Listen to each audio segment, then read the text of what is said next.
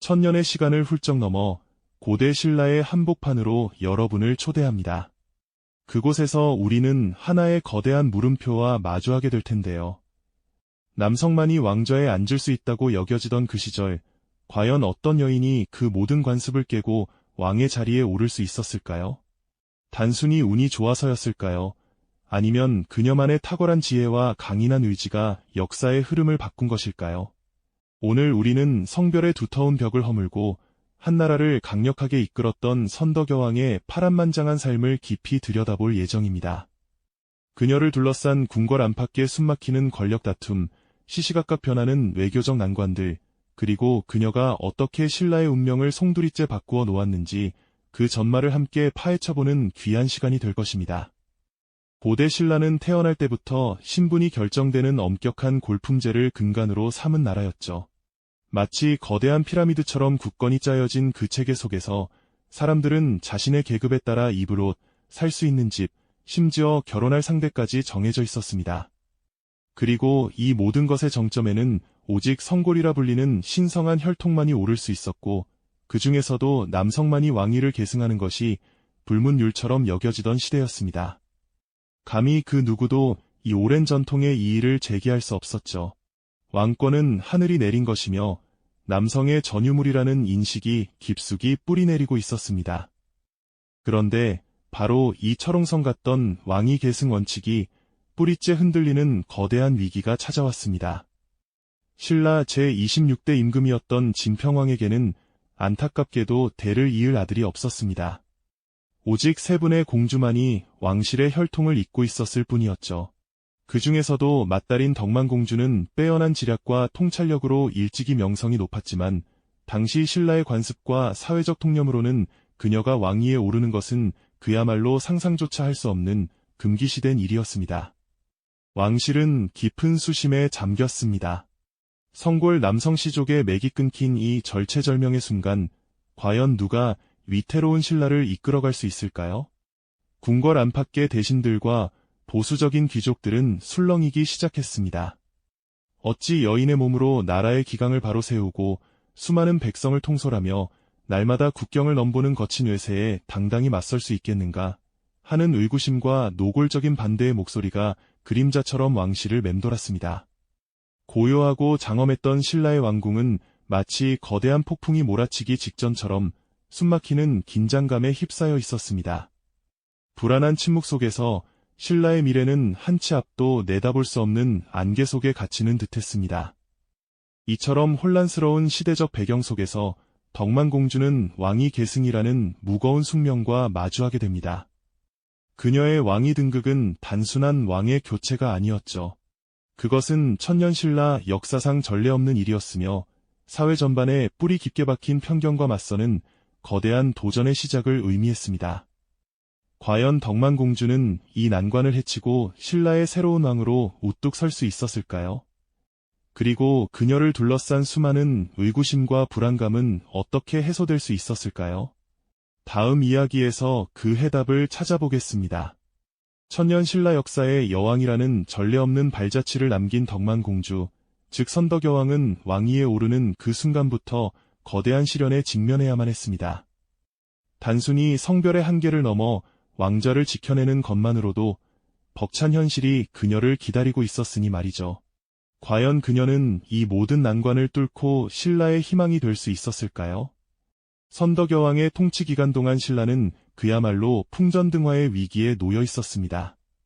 밖으로는 백제와 고구려가 끊임없이 신라의 영토를 침범하며 국경을 위협했고 소중한 성들이 하나둘씩 함락되는 아픔을 겪어야만 했습니다. 특히 서쪽에서는 백제의 의자왕이 맹렬한 기세로 신라를 압박해왔죠. 대야성 함락은 신라에 씻을 수 없는 상처를 남겼고 이때 김춘추공의 가족이 모두 목숨을 잃는 비극이 발생하기도 했습니다. 북쪽의 고구려 또한 호시탐탐 기회를 노리며 신라의 숨통을 조여오는 상황이었습니다.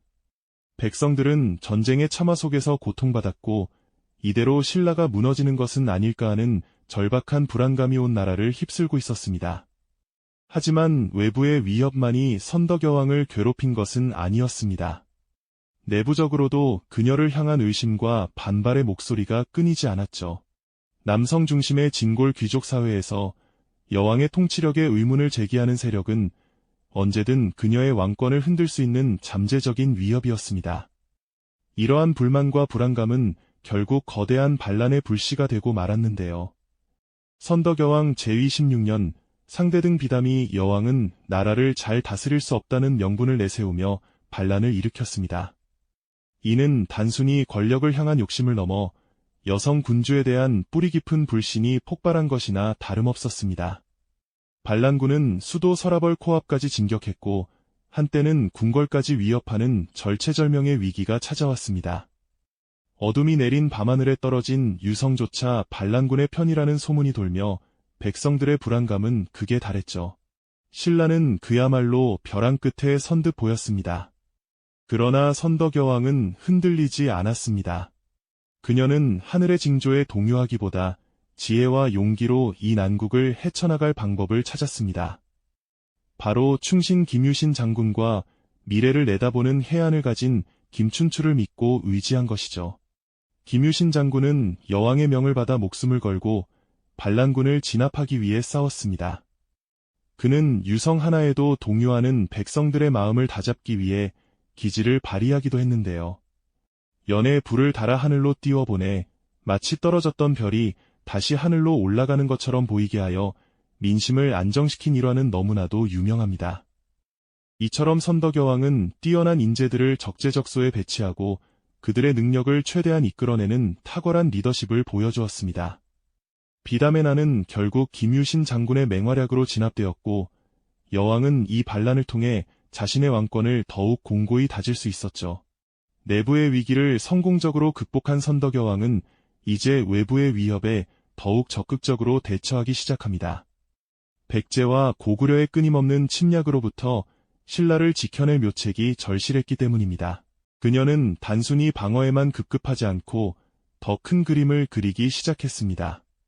선덕여왕은 먼저 고구려의 도움을 청했지만 거절당하자 당나라와의 연합이라는 과감한 외교 정책을 추진했습니다.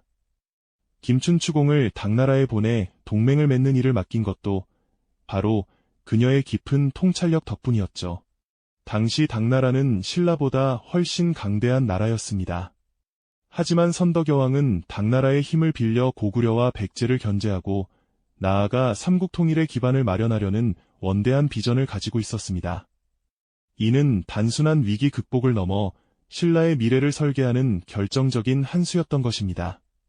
이렇듯 선덕여왕은 안팎의 거대한 위기 속에서도 결코 좌절하지 않고 오히려 이를 신라를 더욱 강하게 만드는 기회로 삼았습니다. 후대에 삼국통일의 씨앗을 뿌리는 위대한 리더의 면모를 유감없이 발휘한 것이죠. 그녀의 탁월한 지혜와 흔들림 없는 용기가 없었다면 과연 신라의 운명은 어떻게 달라졌을까요? 우리는 다음 이야기에서 선덕여왕이 남긴 위대한 유산과 그 해답을 더 자세히 들여다볼 것입니다. 자, 그렇다면 그녀가 삼국통일의 초석을 다지며 남긴 그 위대한 유산은 대체 무엇이었을까요? 그 답을 찾아가는 여정 속에서 우리는 먼저 그녀의 제위 말기에 신라를 덮쳤던 절체절명의 위기들을 직시해야 할 것입니다. 바깥으로는 백제와 고구려의 맹렬한 공격이 끊이지 않았고 안으로는 왕권을 뒤흔드는 거대한 반란의 그림자가 드리워지고 있었으니 말입니다. 신라는 이대로 무너지는가 하는 절박한 위기감이 온 나라를 휩쓸고 있었죠. 서기 642년 백제 의자왕은 40여 개가 넘는 성을 빼앗으며 신라를 맹렬히 압박했습니다. 그 중에서도 대야성 함락은 신라 역사에 씻을 수 없는 상처를 남겼는데요. 이곳은 가야의 옛 땅이자 신라 서부 방어의 핵심 요충지였을 뿐만 아니라 김춘추공의 사위인 김품석이 성주로 있었던 곳이기도 했습니다. 이 비극적인 전투에서 김품석과 그의 아내, 즉 김춘추공의 딸 고타소는 모두 목숨을 잃고 말았지요. 사랑하는 딸과 사위를 잃은 김춘추공의 비통함은 이루 말할 수 없었을 겁니다. 이 참혹한 소식은 선덕여왕의 마음에도 깊은 상처를 남겼고 동시에 백제에 대한 강렬한 복수심과 함께 신라의 존망을 걱정하게 만들었습니다. 이대로 가다가는 신라가 고립되어 무너질지도 모른다는 위기감에 모두가 잠 못 이루었을 겁니다. 선덕여왕은 이 난국을 타개하기 위해 과감한 결단을 내립니다. 바로 당시 동아시아 최강국이었던 당나라와 손을 잡는 외교적 해법을 모색한 것이죠. 그녀는 김춘추 공에게 당나라로 건너가 동맹을 성사시키라는 중대한 임무를 맡깁니다. 사랑하는 딸의 죽음이라는 개인적인 비극을 겪으면서도 오직 신라의 미래를 위해 목숨을 걸고 당나라로 향하는 김춘추 공의 뒷모습에서 우리는 여왕의 해안과 신하의 충정을 엿볼 수 있습니다. 이 외교적 고난의 길은 신라의 운명을 건 한판 승부나 다름없었으니 그 부담감은 얼마나 컸을까요? 그런데 김춘추 공이 당나라에서 피땀 흘려 외교전을 펼치고 있던 바로 그 순간 신라 내부에서는 상상조차 할 수 없었던 거대한 회오리가 몰아치고 있었습니다. 바로 비담을 중심으로 한 귀족 세력의 반란이었습니다. 비담은 여왕은 나라를 잘 다스릴 수 없다는 명분을 내세워 왕권을 부정하고 나선 것이죠. 그의 반란은 단순한 권력 다툼을 넘어 신라 사회에 깊이 뿌리내린 남성 중심적 사고가 폭발한 결과라고도 볼 수 있습니다. 나라 안팎으로 거대한 위기가 닥쳐오는데 심지어 내부에서까지 왕권을 뿌리째 흔드는 난이 발생했으니 선덕여왕의 심정은 그야말로 피가 마르는 듯했을 겁니다. 어쩌면 신라는 이대로 무너지는가 하는 절박한 불안감이 온 궁궐을 뒤덮었을지도 모르죠. 하지만 선덕여왕은 이 절체절명의 순간에도 결코 흔들리지 않았습니다. 병상에 누워 있었음에도 불구하고 그녀는 침착하고 단호한 리더십으로 위기에 맞섰습니다. 여왕이 기댈 수 있는 가장 든든한 버팀목은 바로 김유신 장군이었죠. 김유신 장군은 여왕의 명을 받아 반란군을 진압하기 위해 목숨을 건 전투를 벌였습니다. 이때 전해 내려오는 흥미로운 일화가 하나 있습니다. 반란군 진영에서는 밤하늘에 큰 별이 떨어지는 것을 보고 여왕의 운이 다했다며 사기가 충천했다고 합니다. 하지만 선덕여왕은 이에 굴하지 않고 김유신 장군에게 그것은 떨어진 것이 아니라 다시 하늘로 올라가는 것이라며 연을 날려 별이 다시 오르는 것처럼 보이게 했죠. 이 기발한 기지는 병사들의 사기를 다시 끌어올리는데 결정적인 역할을 했습니다. 이런 작은 일화 속에서도 우리는 위기 앞에서 좌절하지 않고 오히려 지혜롭게 상황을 역전시키려 했던 여왕의 탁월한 통찰력을 엿볼 수 있습니다. 결국 김유신 장군의 맹활약과 여왕의 흔들림 없는 리더십 덕분에 비담의 난은 진압될 수 있었습니다. 이 반란은 비록 선덕여왕의 재위 말년에 일어난 비극이었지만 역설적으로 왕권을 더욱 공고히 하는 계기가 되었습니다. 반란 세력을 제거함으로써 여왕은 중앙 집권적인 체제를 더욱 확립할 수 있었고 이는 훗날 삼국통일의 기반을 다지는 중요한 과정이 되었죠. 그녀는 비록 병마와 싸우며 마지막 순간을 맞이하고 있었지만 이처럼 절체절명의 순간에도 흔들리지 않는 지혜와 용기로 신라의 미래를 위한 굳건한 주춧돌을 놓았던 것입니다. 과연 선덕여왕이 뿌린 이 통일의 씨앗은 어떤 모습으로 자라나 신라의 운명을 바꾸게 될까요? 우리는 다음 이야기에서 그녀의 위대한 유산이 어떻게 꽃을 피우고 열매를 맺게 되었는지 그 감동적인 과정을 더 깊이 탐구해 볼 것입니다. 선덕여왕은 비록 병마와 싸우며 마지막 순간을 맞이하고 있었지만 신라의 미래를 위한 굳건한 주춧돌을 놓았던 것이죠. 그녀의 통찰력과 용기 덕분에 우리는 이제 신라가 삼국통일이라는 거대한 꿈을 향해 나아가는 결정적인 전환점에 서게 됩니다. 여왕은 비록 그 통일의 찬란한 순간을 직접 두 눈으로 목도하지는 못했지만 그녀가 심어놓은 씨앗들은 훗날 신라의 들판을 풍요롭게 물들일 귀한 열매로 무르익게 됩니다. 그녀의 가장 위대한 유산 중 하나는 바로 강력한 왕권의 토대를 마련했다는 점일 겁니다. 여성으로서 왕위에 올라 온갖 편견과 도전을 겪었음에도 불구하고 선덕여왕은 흔들림 없는 리더십으로 왕실의 권위를 드높였고 중앙 집권 체제를 더욱 공고히 다졌습니다. 이는 훗날 복잡한 삼국통일 전쟁을 지휘하고 새로운 국가 질서를 세우는데 필수적인 기반이 되었죠. 마치 거대한 건축물을 짓기 전에 가장 단단한 기초를 세워놓는 것과 같다고 할 수 있을까요? 또한 그녀는 인재를 알아보는 비범한 안목을 지니고 있었습니다. 김춘추와 김유신 같은 걸출한 인물들을 일찍이 발탁하고 그들에게 전폭적인 신뢰와 기회를 주었죠. 이 두 인물은 여왕의 굳건한 지지 아래 신라의 운명을 바꾸는 핵심적인 역할을 수행하게 됩니다. 마치 한 명의 위대한 지휘자가 능숙한 연주자들을 모아 최고의 교향곡을 만들어낼 준비를 마치는 모습과도 같지 않습니까? 여왕은 이들이 자신의 뜻을 이어받아 신라의 미래를 책임질 수 있도록 든든한 날개를 달아주었던 것입니다. 그리고 그녀가 추진했던 당나라와의 외교적 동맹은 삼국 통일의 가장 중요한 전략적 한 수가 되었습니다. 백제와 고구려의 협공으로 사면초가에 몰렸던 신라가 국제 정세의 흐름을 읽고 당이라는 강대국과 손을 잡은 것은 여왕의 탁월한 외교적 해안이 있었기에 가능한 일이었죠. 이는 단순히 위기를 모면하는 것을 넘어 신라가 한반도의 주도권을 잡을 수 있는 거대한 판을 깔아준 것이나 다름없습니다. 마치 바둑에서 멀리 내다보고 결정적인 한 수를 두어 승리의 발판을 마련하는 것과도 같은 이치일까요? 선덕여왕은 이처럼 수많은 난관 속에서도 좌절하지 않고 오히려 더 큰 그림을 그려나가며 신라의 미래를 설계했습니다. 비담의 난이라는 최대의 내부 위기와 백제, 고구려의 끊임없는 외부 침략이라는 절체절명의 순간에도 그녀는 여성이라는 편견과 한계를 뛰어넘어 흔들림 없는 리더십과 탁월한 인재 활용으로 신라를 굳건히 지켜냈습니다. 그녀의 결단력과 통찰력은 그 어떤 물리적인 힘보다도 강력한 무기가 되어 신라를 지탱했죠. 진정한 리더십은 성별이나 물리적인 힘, 혹은 타고난 배경에서 비롯되는 것이 아니라 지혜와 용기, 그리고 미래를 내다보는 해안에서 피어난다는 것을 선덕여왕은 온몸으로 증명해 보였습니다.